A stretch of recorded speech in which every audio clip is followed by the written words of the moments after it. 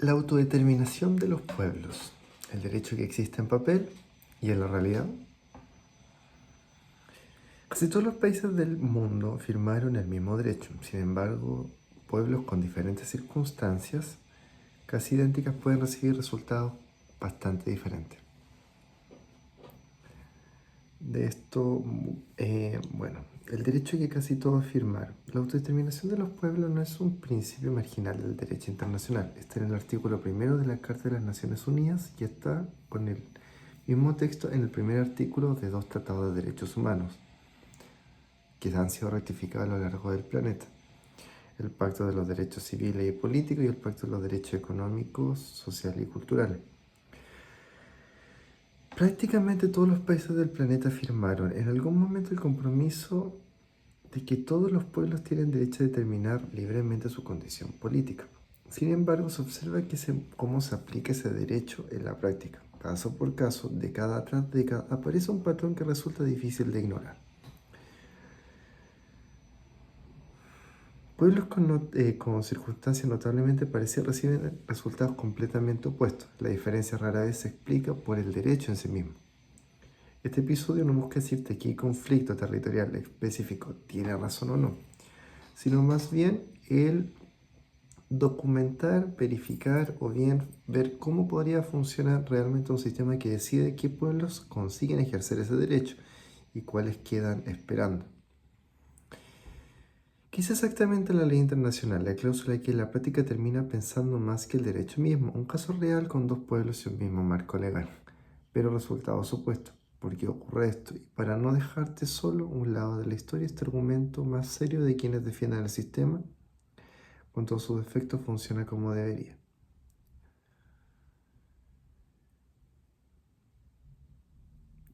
¿Qué dice realmente la ley internacional? Un derecho con tres caminos. La Carta de la ONU, en su artículo 1, establece como uno de los propósitos centrales de la organización el respeto al principio de la igualdad de derechos y de la libre determinación de pueblos. En el 70, la Asamblea General adoptó que se conoce como la Declaración sobre las Relaciones de Amistad. En el documento que más a fondo desarrolló ese principio, se establece que un pueblo puede ejercer su autodeterminación en tres formas distintas. Todas igualmente válidas ante el derecho internacional: convertirse en un Estado independiente y asociarse libremente en un Estado ya existente o integrarse a uno. Lo importante, según ese texto, no es cuál de los tres caminos se elige, es que esa elección sea genuinamente libre. Hasta acá el marco legal parece bastante claro y el problema empieza en la frase que viene inmediatamente después. Una frase, dos lecturas. La misma declaración de 1970 incluye lo que los juristas llaman la cláusula de salvaguarda. Establece que nada de lo anterior debe interpretarse como una autorización para desmembrar o afectar la integridad territorial de los estados soberanos que se conduzcan de acuerdo con el principio de igualdad de derechos y que, por lo tanto, cuenten con un gobierno que representa a todo el pueblo de su territorio sin distinción de raza, credo o color.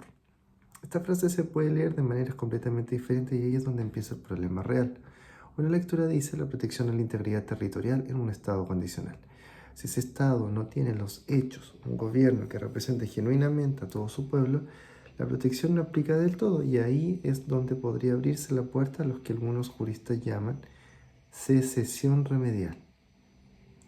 Otra lectura afirma que una cláusula nunca estuvo la intención de autorizar ninguna secesión.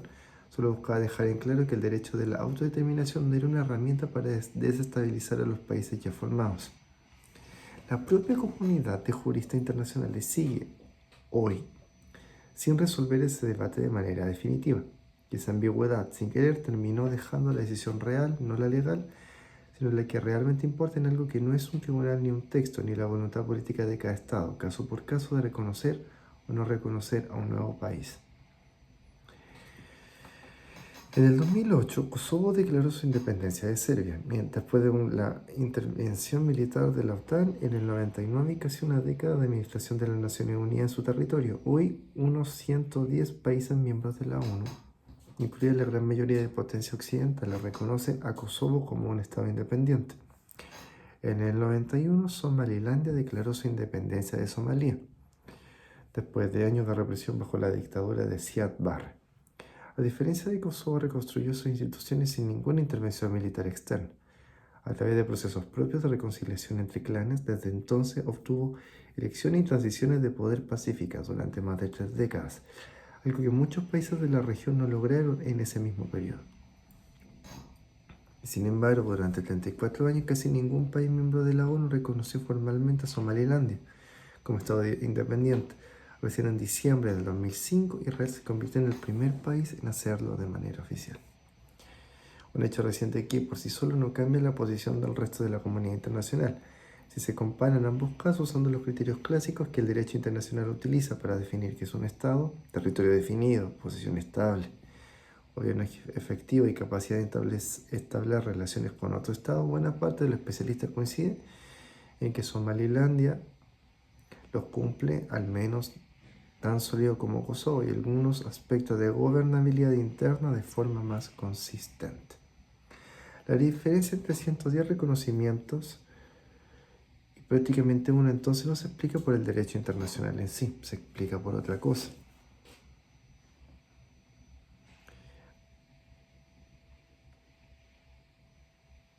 En agosto del 2018, después de una guerra de 5 días con Georgia, Rusia reconoció como Estado independiente a Abjasia y Osetia del Sur, dos regiones separatistas dentro del territorio georgiano.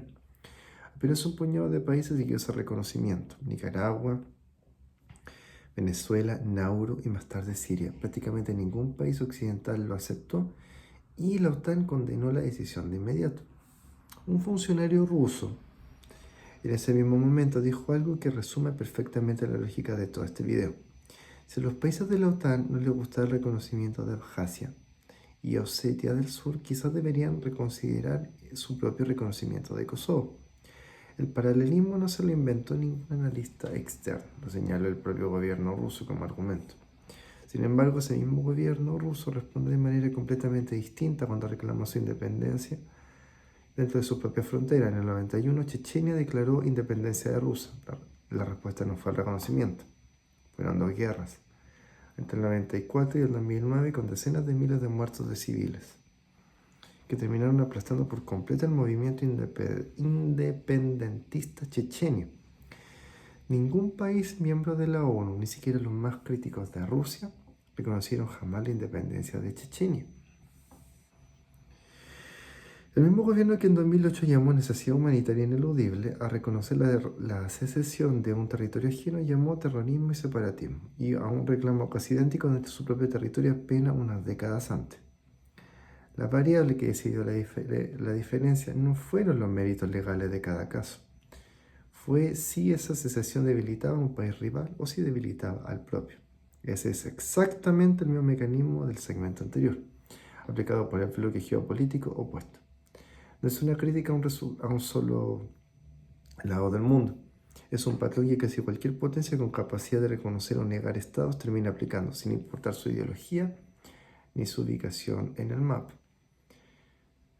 El reconocimiento de un nuevo estado no lo otorga ningún tribunal internacional, lo otorga país por país, cada gobierno de manera individual como un acto político. Kosovo tuvo desde el inicio el respaldo político y militar de la OTAN y de las principales potencias occidentales, que invirtieron años y recursos considerables en construir sus instituciones y en promover su reconocimiento internacional. Somalilandia nunca tuvo un patrocinador con ese nivel de poder internacional y además enfrentó durante décadas la oposición activa de la Unión Africana, una que prioriza la preservación de las fronteras heredadas desde la época colonial, precisamente para evitar sentar un precedente si Somalilandia logra su reconocimiento. Otros movimientos secesionistas en el continente africano podrían utilizarlo como argumento para impulsar sus propios reclamos. Este temor al precedente aparece una y otra vez en la política internacional. Más allá de este caso puntual, ningún país con movimiento interno de secesión activos o latente, y son la mayoría de los países grandes del mundo, tienen incentivos reales para reconocer con facilidad la independencia de un territorio ajeno, aunque los méritos del caso sean sólidos porque sabe que esa decisión podría usarse como argumento dentro de sus propias fronteras. El resultado de un sistema donde el criterio que más pesa en la práctica no es si un pueblo cumple los requisitos técnicos para la autodeterminación. Es si alguna potencia con suficiente peso internacional tiene en ese momento un interés estratégico para respaldarlo. Y si el precedente de ese reconocimiento sienta una amenaza de rebote, los propios intereses de quienes tendrían para reconocerlo. Bueno, ahora vamos a ver una pequeña historia. Una joven corredora nació y se entrenó toda su vida en un territorio que se gobierna a sí mismo desde hace 30 años. Tiene su propia bandera, propio himno, propias elecciones, propios hospitales y escuelas. Tiene todo lo que un país necesita para funcionar puertas adentro. Todo excepto un asiento reconocido en Naciones Unidas. Un día, después de años de entrenamiento, se clasificó para una competencia atlética internacional. La noticia llenó de orgullo a toda su ciudad. Pero cuando llegó el momento de viajar, se topó con algo que nunca había tenido que enfrentar de manera tan directa. El pasaporte que su gobierno le había emitido, el único documento de identidad que había tenido en toda su vida. No era aceptado en la gran mayoría de las fronteras del mundo. Durante semanas, funcionarios de su territorio hicieron gestiones informales, pidieron favores diplomáticos, consiguieron cartas de tránsito especiales, todo para lograr que una sola persona pudiera cruzar fronteras, que para casi cualquier otra ciudadana del planeta se cruzan mostrando un documento y nada más. El día de la carrera compitió bajo una bandera neutral, no la suya, ganó una medalla. Y en el podio sonó un himno genérico, no en el que se canta todos los días en su casa. Volvió a su territorio como una heroína. Las calles de su ciudad la recibieron en celebración. Pero esa noche sola se hizo una pregunta que no tenía nada que ver con el deporte. ¿Cuántas carreras más iba a tener que ganar bajo la bandera de nadie para representar un lugar que, para la mayor parte del planeta, técnicamente no existe? Esta historia, bueno, si bien no tiene hechos reales ni nada, refiere a una situación que describe que lo que le pesa con variación a millones de personas que viven en territorios con gobierno propio, elecciones propias, vida cotidiana propia, pero sin el documento que el resto del mundo necesita para reconocerlos como lo que puertas adentro ya son. Los segmentos anteriores hablaron de tratados, cláusulas y decisiones geopolíticas. Esta historia es el recordatorio de que detrás de cada una de esas decisiones abstractas hay personas concretas, cuya vida cotidiana depende del reconocimiento de que otros países deciden, sin consultarlas, otorgar o bien negar. Es importante decir que no todos los especialistas en derecho internacional ven este patrón como una falla del sistema. Algunos argumentan algo distinto y vale la pena escucharlo con la misma atención.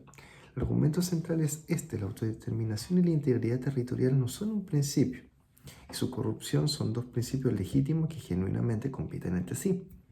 Y ningún sistema jurídico logra aplicar los dos principios de tensión de manera perfectamente pareja en todos los estados. Si el derecho a la secesión se aplicara de forma automática, cada vez que un grupo dentro de un país se sintiera insatisfecho, sostiene el resultado no sería más injusticia, sino una fragmentación potencialmente interminable. Casi cualquier país multiétnico del planeta tiene dentro de sus fronteras más de un grupo que en algún momento podría reclamar su propia autodeterminación. La cautela y la selectividad bajo esta mirada no son hipocresía disfrazada, son una forma de evitar una inestabilidad global mayor. Como evidencia a favor de esta postura, señalan que cuando la autodeterminación se aplicó de manera amplia y relativamente consistente durante una ola de descolonización en la década de 1960 y 1970, bajo supervisión directa de la ONU, funcionó dentro de un marco agotado históricamente específico, sin desatar el caos generalizado que algunos temían. La conclusión no es que el sistema actual sea perfecto o lo mejor, es que la alternativa a una autodeterminación aplicada de manera automática y universal podría generar más violencia y más inestabilidad de la que resuelve, y que la prudencia selectiva, aunque genere resultados incómodos como el de Kosovo y Somalilandia, es el precio para mantener un mínimo de orden en el sistema internacional que de otro modo sería ingobernable. La autodeterminación de los pueblos es en el papel uno de los derechos universalmente más firmados que existen, y al mismo tiempo uno de los derechos más selectivamente aplicados que todo derecho internacional plantea. Las dos cosas son ciertas a la vez y no se cancelan entre sí. Kosovo y Somalilandia no son la excepción que confirma la regla, son, según buena parte de la evidencia disponible, un ejemplo más claro de cómo funciona la regla misma. El texto legal existe, es real, y sin embargo su aplicación depende en la práctica de algo que ese mismo texto nunca menciona, el peso geopolítico de quien está detrás de cada reclamo. Si esto te parece una falla que debería corregirse o un equilibrio necesario en un mundo imperfecto, es una pregunta que este video no va a responder por ti. Pero ahora al menos las vas a poder responder con los hechos completos sobre la mesa. Porque entender cómo funciona realmente el poder en el mundo funciona por dejar de asumir que las reglas escritas y las reglas aplicadas son siempre la misma cosa. A mí algo que me llama la atención, una vez que yo me acuerdo que le presté un poco de atención a una persona que trabajaba en temas de política, era de que, bueno, por distintos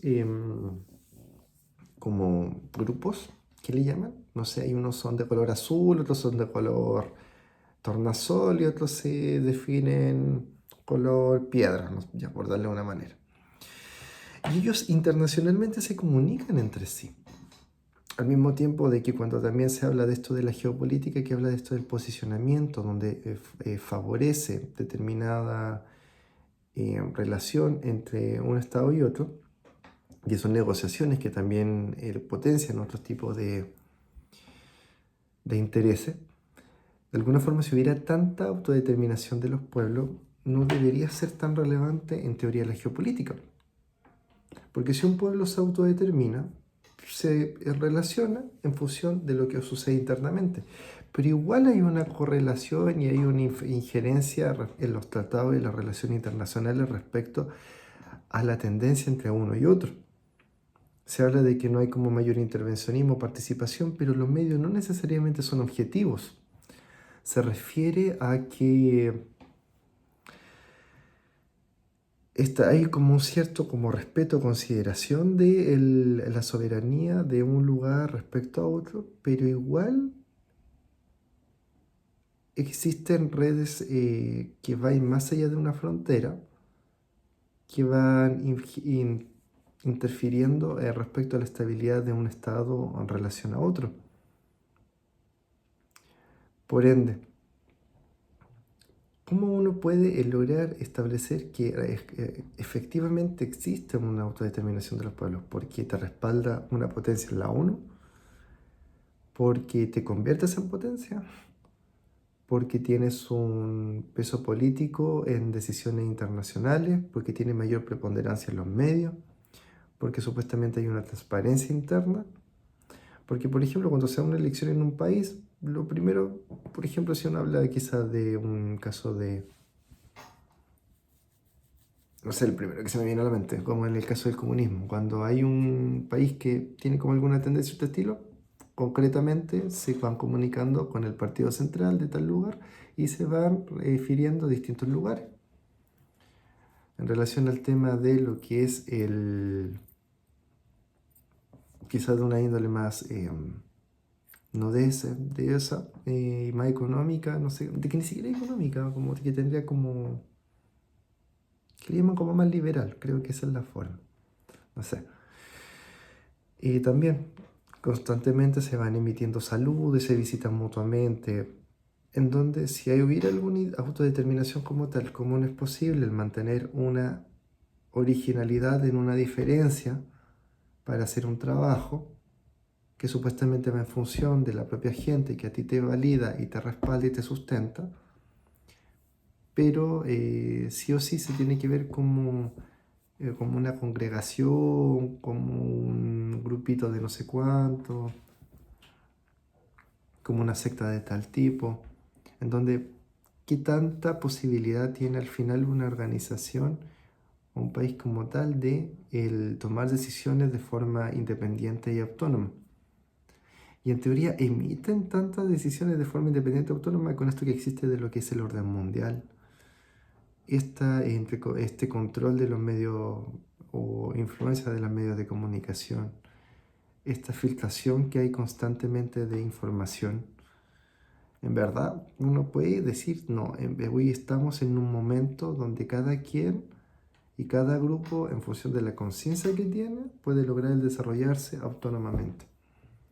Además, ese sistema de la Guerra Fría efectivamente está acabado. Hoy en día, si nosotros hablamos de China, de Rusia, de Estados Unidos, ¿en verdad eso no tiene una presencia en distintos lugares y territorios que fortalecen una relación interna en relación a ellos mismos con distintos puntos de los sites que hay en el globo?